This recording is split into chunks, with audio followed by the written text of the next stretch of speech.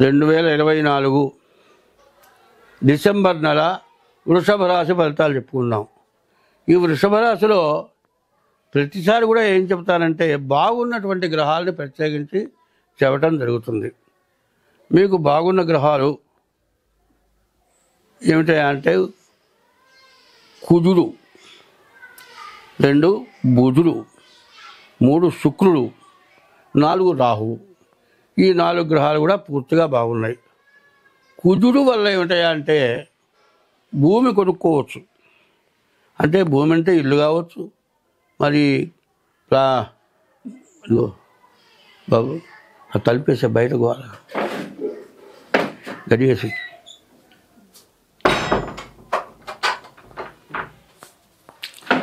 కుజుడు బాగున్నాడు. కుజుడు వల్ల ఏంది భూములు.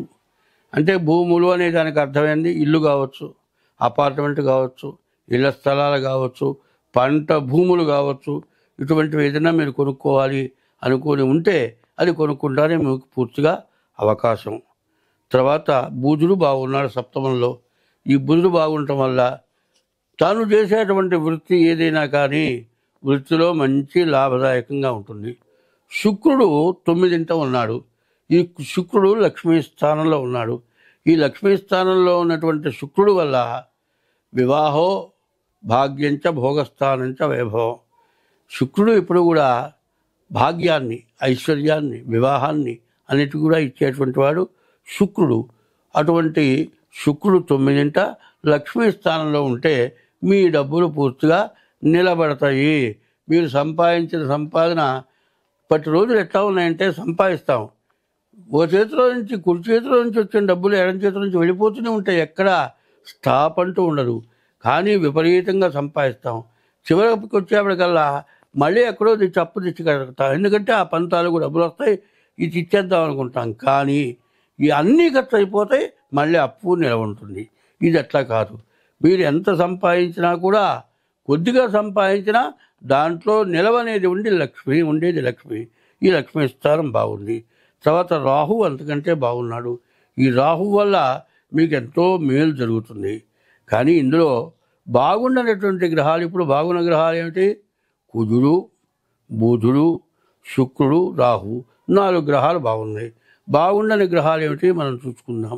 ఇప్పుడు శని, తర్వాత గురువు, తర్వాత కేతువు, తర్వాత రవి. ఈ 4 గ్రహాలు బాగాలేవు. ఈ 4 గ్రహాల్లో మరి శని వల్ల అనవసరమైన దండగమారి ఖర్చులు. ఈ శని వల్ల వచ్చేది ఏంటంటే మనం పోతూ ఉండగా మన జేబులో కొట్టేసైనా డబ్బులు పోవచ్చు.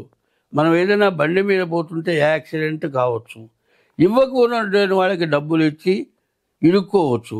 కాదండి ఏ ఇల్లు కొనుక్కున్నాం, మీకు కుజుడు బాగున్నాడు, ఇల్లు కొనుక్కుంటారు, మీకు బాగుందని చెప్పా కదా, మీరు కొనటానికి బయలుదేరితే మరి డబల్ రిజిస్టర్లు, దొంగ రిజిస్టర్లు ఇట్లాంటి వాటి వల్ల మీకు వచ్చిన డబ్బులు మరి వృధా అయిపోయి ఆస్తి స్వాధీనం కాకుండా ఈ శని ఇబ్బంది పెట్టడం జరగచ్చు. తర్వాత గురువు వల్ల కూడా రావాల్సిన డబ్బులు రాక వచ్చిన డబ్బులు నష్టపడేటువంటి లక్షణాలు ఉన్నాయి.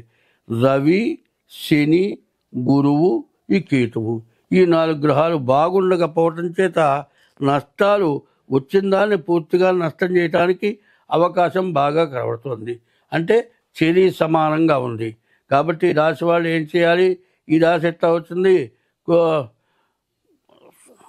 కృత్తిక 2, 3, 4 పాదాలు, రోహిణి 4 పాదాలు, మృగశిర 2 పాదాలు, ఈ 9 పాదాలు కలిసి వృషభ రాశి అయింది.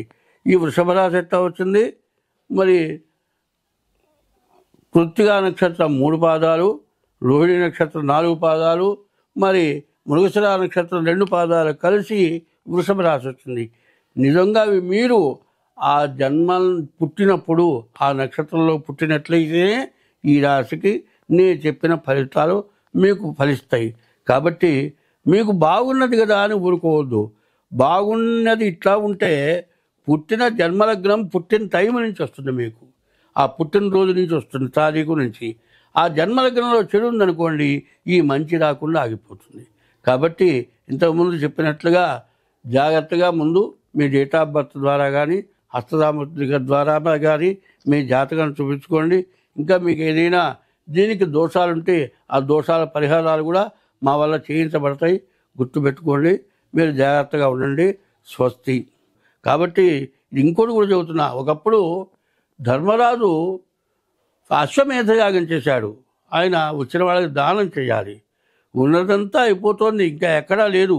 ఇంకా దానానికి పండితులు అందరూ దానం చేయబడటానికి వచ్చారు. ఎక్కడి నుంచి తెచ్చివ్వాలి? ధర్మరాజు వెనక పక్క ఒక మట్టి రాళ్ల కుప్ప పోయించాడు కృష్ణ పరమాత్మ. దుర్యోధనుడి చేత ఆ మట్టి రాయి ఒక్కోటి ధర్మరాజు చేతికిస్తే అది బంగారం అయింది.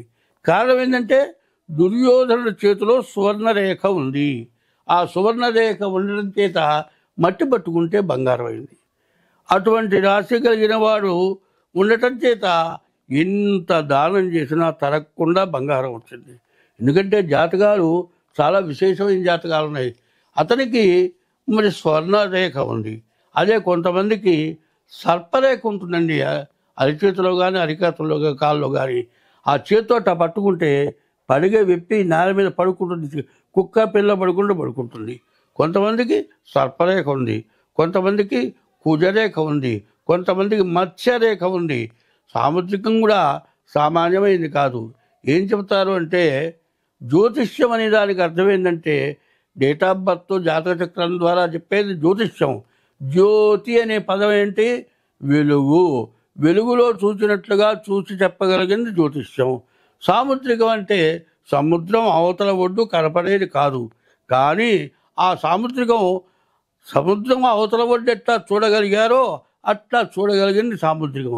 ఎందుకంటే సాముద్రికం 60 ఏళ్ళ నుంచి నేను బాగా ప్రాక్టీస్ చేశా. కానీ నాకు మరి స్వర్ణరేఖ మాత్రం దొరకలే. సర్పరేఖ మాత్రం వాళ్ళని చూశా. సువర్ణరేఖ ఉన్నవాళ్ళు ఎవరన్నా కనపడతారని ప్రతి వాళ్ళని కూడా చేయి చూచి పరిశీలించేవాడిని. వీడు జాతకాలు పిచ్చోడు అని కూడా అన్నారు చాలామంది. ఇప్పుడు జ్యోతిష్యం చెప్పాలి అంటే అన్ని రకాల జాతకాలు ఉన్నాయి. ఎందుకంటే నక్షత్రాలు 27 నక్షత్రాలని ఒక్కో నక్షత్రాన్ని 4 చేత హెచ్చరిస్తే 108 వస్తుంది. ఈ 108ని కూడా పెంచితే మరి సహస్రం వస్తుంది. అంటే 1100 రకాల జాతకాలు ఉన్నాయి. ఈ 1100 జాతకాలు కూడా అందరం చూడగలవా అంటే జ్యోతిష్యం తెలియచ్చు, కానీ అటువంటి జాతకాలు చూడటానికి దొరకాలి, చూడగలగాలి. చూసి చెప్పాలంటే ఆ జాతకం కనపడాలి. అయితే మేషం దగ్గర నుంచి మీనం రాశి వరకు ఒక్కటే మాట చెబుతున్నాను, గుర్తుపెట్టుకోండి.